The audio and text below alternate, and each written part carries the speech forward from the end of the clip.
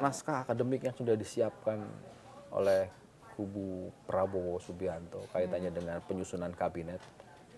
Nah itu kabarnya sudah ada. Nah menurutku sih itu bagus ya, artinya memulai dengan melibatkan, karena artinya gini, paling tidak bisa dibaca bahwa ada keseriusan ingin mewujudkan target-target pemerintahan. Nah, kalau kamu dengar naskah akademik terkait soal pemerintahan dan komposisi kabinet itu seperti apa? Ya, ini sumberku di pemerintahan bilang, yang membidangi juga soal itu ya, bilangnya bahwa sejauh ini pihak dari Pak Prabowo itu sudah berdiskusi.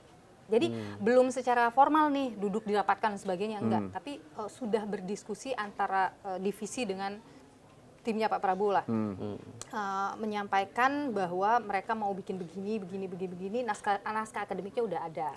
Nah, naskah akademiknya itu sudah detail belum? Kira-kira komposisi jumlah. Kalau kalau undang-undang dan di pemerintahan Jokowi kan Undang-Undang 39 2008 soal Kementerian Negara itu kan 34 kementerian. Betul, dan 4 Kemenko.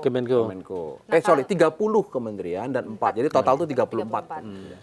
Kalau yang dari sumberku itu bahwa yang sejauh ini dibawa oleh tim Pak Prabowo kepada pemerintah itu adalah 42 kementerian. 42. Jadi rencananya akan menambah 2 Kemenko. Berarti ini kan harus mengubah undang-undang. Iya, betul. Ada perubahan Undang-Undang 39 2008. Betul. Nah, akan dilakukan kapan?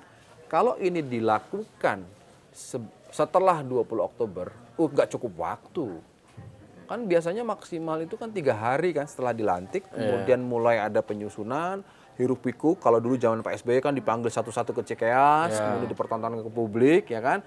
Kemudian sudah sampai tiba waktunya baru diumumkan ke media, besok ada pelantikan kabinet, gitu kan. Nah kalau memang jadi 34 jadi 42, harus merevisi undang-undang. Sekarang berarti. Makanya lagi katanya kabarnya nih intens nih, maksudnya obrolan pertemuan informal ke partai-partai antara tim. Jadi Pak Prabowo itu ternyata punya tim sendiri yang saya nggak tahu apakah tim itu ada dari partai-partai. Yang jelas bahasanya adalah bahwa ini tuh timnya Pak Prabowo, punya tim sendiri yang melakukan kajian soal kenapa dibutuhkan 42 kementerian.